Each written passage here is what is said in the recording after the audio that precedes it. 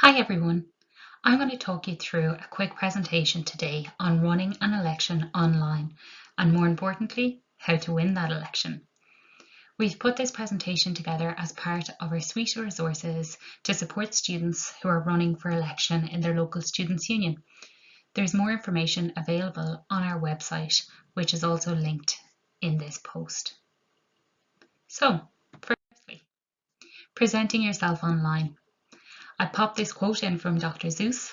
Today you are you, that is truer than true. There is no one alive that is youer than you. And I think that's really important when you're running for election, especially when you're presenting yourself online. It's so important that you are your authentic self and you will shine through. There's no point in trying to pretend that you're something you're not or that you stand for something that you don't, because that will come through when you're running your election. So it's really important that you're clear and concise about who you are and what you believe in, and have a bit of fun along the way too. So, what is your look online? The first one we've already touched on. Be yourself. You want people to vote for you because of who you are and what you believe in. You're the one that's running for election, so put your best foot forward.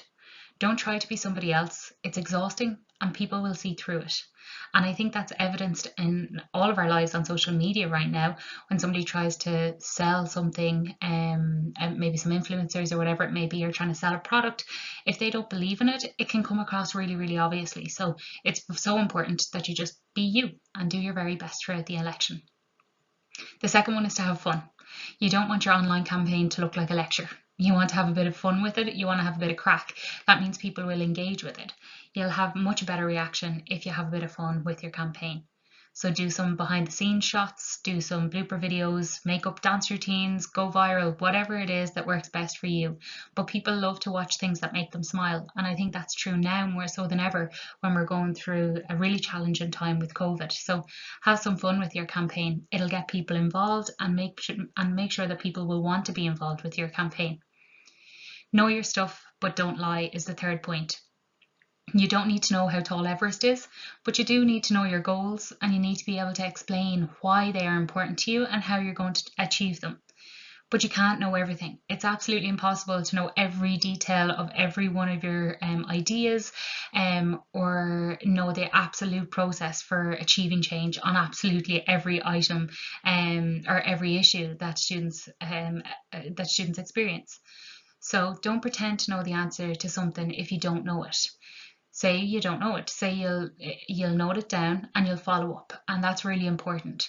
It's so important that you follow up. So if this is on one of your online videos and somebody asks you a question when you're doing an Instagram live, for example, and you don't know the answer to it, note the question and say, thanks so much for sending that in. I actually don't have the answer to that off the top of my head, but what I will do is go away and find it out, and I'll come back to you and drop you a DM and let you know, and I'll put it up on my socials so that other people can see it too, because the likelihood is if one person has that question, others are likely to have it too. So it's really important that you note it down, that you go away, you find out the answer, and you come back to that student. But also, because the campaign is online, other people can see that the question has been asked, and so it's really important that you follow up more generally as well. The last one is totally up to you. It's not necessary, but it's go back in time. And so you may choose to go back to your old Facebook photos or your Instagram or old tweets that you sent, and see if there's anything that you would be more comfortable with having hidden from the public during your election. As I say, it's not a requirement, but it is something that people have chosen to do in the past, including myself. So some of those embarrassing photos, they may not be what you want to be at the front of your election. So it's up to you as to whether you want to hide them or whether you're comfortable with them being left there. That's totally your decision, but it's just something I thought I'd flag. The next thing is to bin the self-doubt. So running for election can be tough, especially because we have to talk about how incredible we are and why we think we're the best person for the job. So I want you to leave your self-doubt here. You are the best person for the job and what you wanted, and you need everybody to know that. So write down your fears, write down your concerns, and leave them here. Don't let them take over your election. The next point is around being consistent, and this is important for both your brand and your schedule, and we'll come to that a little bit later. But your campaign is a brand. Your colour schemes, your messages, your catchy logos, maintain them across the board. So if you have a slogan, if you have a hashtag or whatever it is, make sure that that's across all your social media platforms and across all your content. That way it'll help people to immediately identify your campaign and recognise that the material is related to your campaign and not your competition. With your schedules, it may be worth looking at some of the social media tools to help you with that. So Hootsuite is one, and there are others that can help you in scheduling posts. So you don't have to post them all in real time. You can schedule things to go out in advance. Looking at your manifesto, and you may have heard this word before and you may not, and if you haven't, that's totally okay. But basically, a manifesto contains your plans and goals that you want to achieve if you're elected. So it's the document that tells students what you're about, what you want to do for them.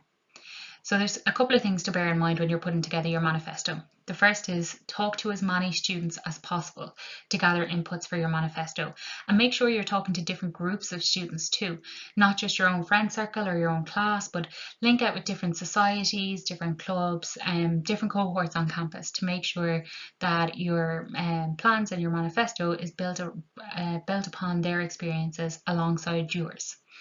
If you are elected, you want to work on things that matter to students across the board, so you need to talk to different students to know what matters to them.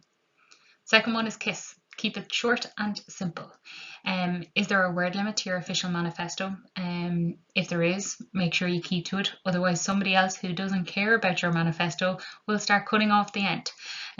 Keep it to 3 to 5 points and use easy to understand language. Avoid acronyms and keep it simple. Sometimes we can get so caught up in acronyms to try and save space, but people don't understand what the acronym means, so then it's irrelevant to them.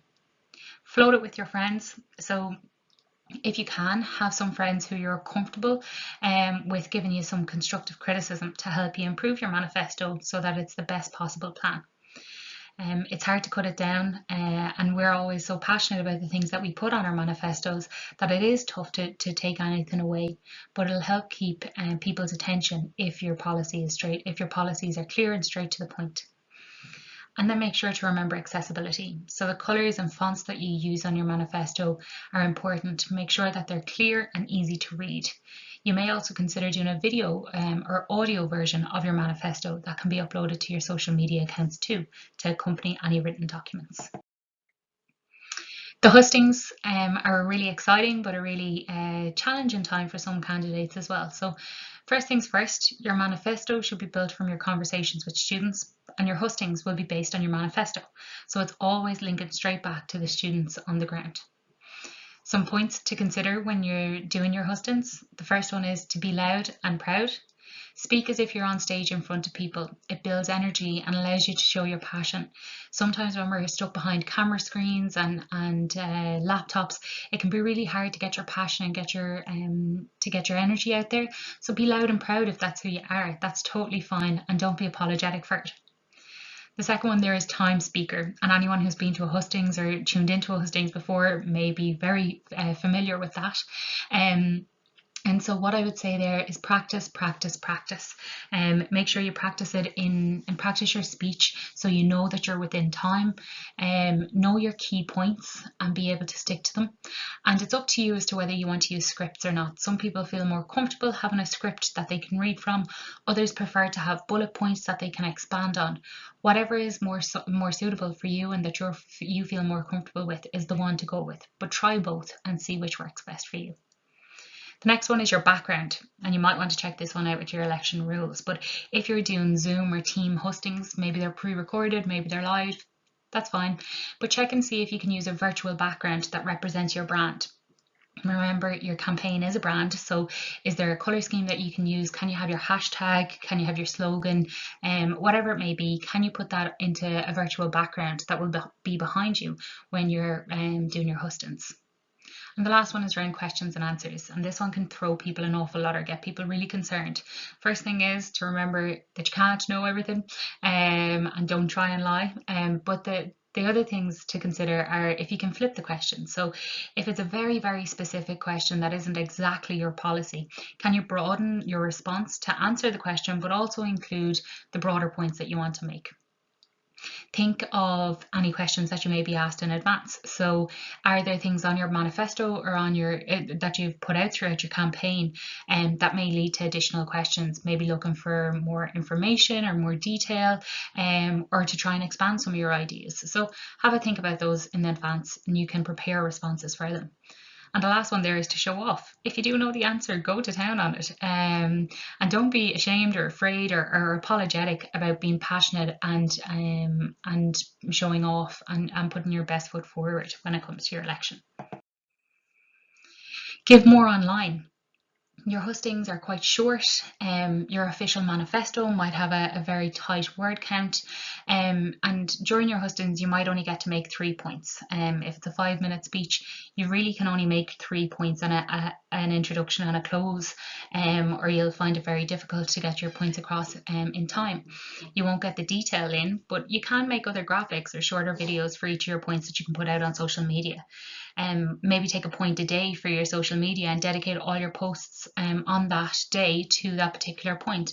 Maybe launch a new manifesto point in greater detail on a daily basis across your platforms.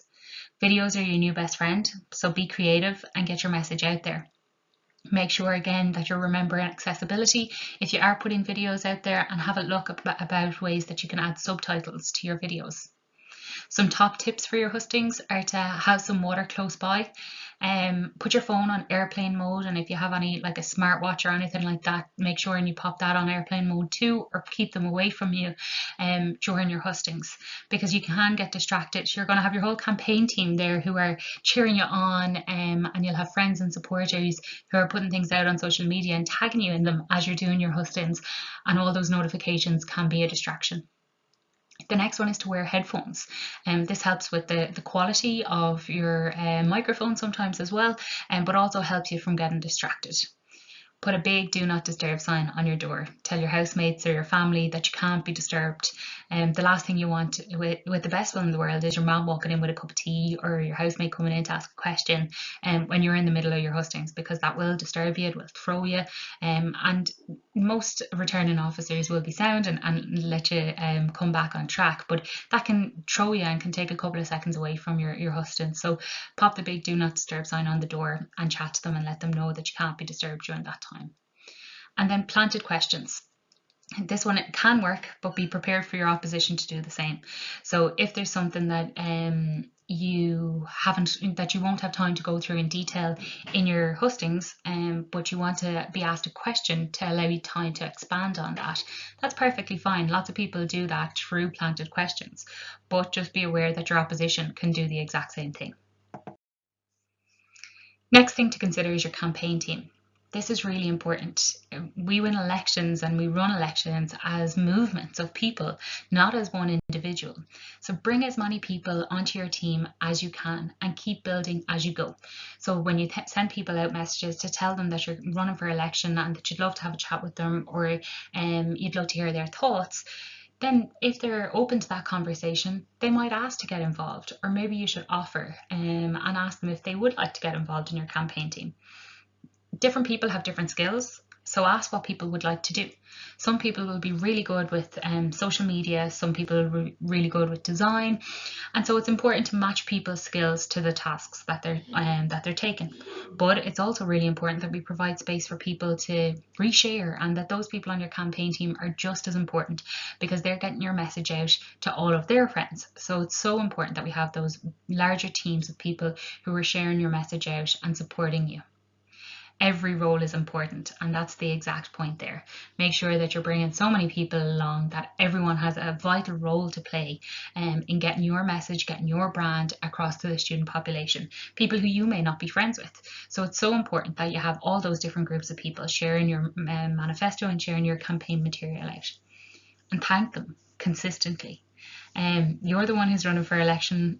You're the one who's hoping to have a job as a result of this, or have a position as a result of the campaign, and they're there to support you, and they're the backbone supporting your campaign and pushing you forward. So make sure and be grateful and thank them continuously throughout the campaign for their support, for their time, for their attention, and for any help that they give you throughout the campaign.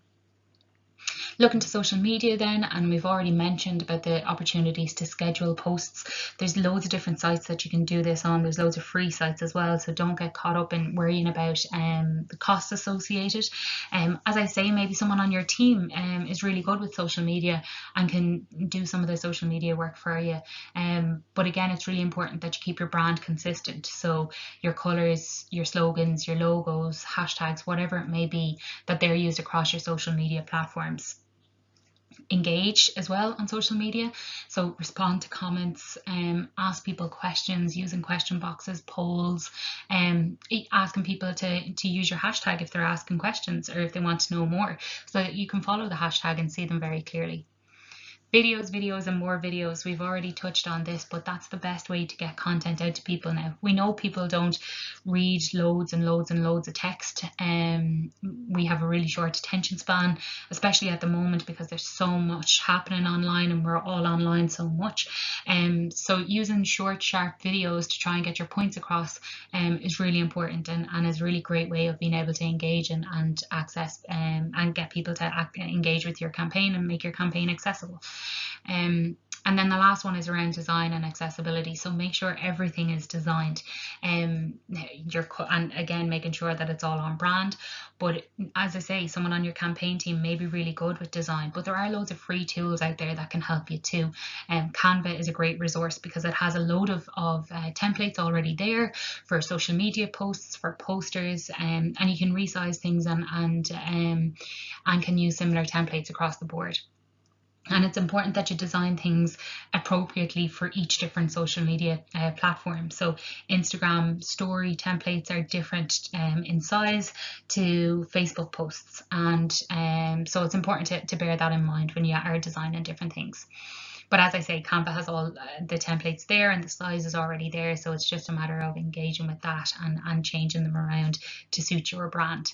And then again, the point on accessibility around colours, fonts, and subtitles, for example, are really important things to bear in mind.